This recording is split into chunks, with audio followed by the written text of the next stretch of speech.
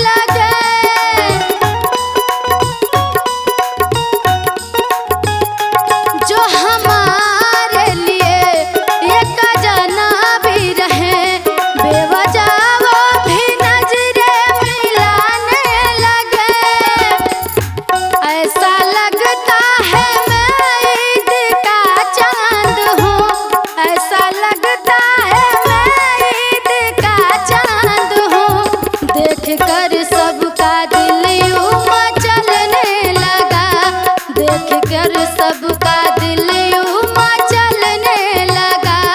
रंग जब से जवानी का चढ़ने लगा, रंग जब से जवानी का चढ़ने लगा, तब से सारा शहर मुझ पे मरने लगा, तब से सारा शहर मुझ पे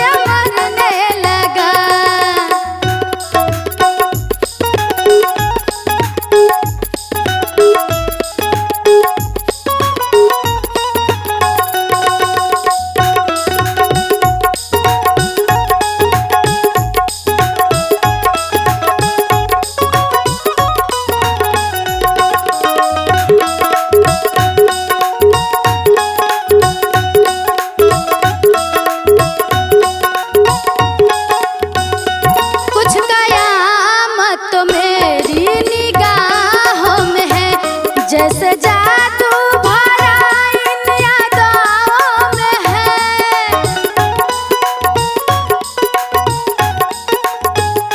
कुछ कयामत मेरी निगाहों में है। जैसे जादू भरा इन यादों में है, ऐसे आलम में डर इस जमाने का है, ऐसे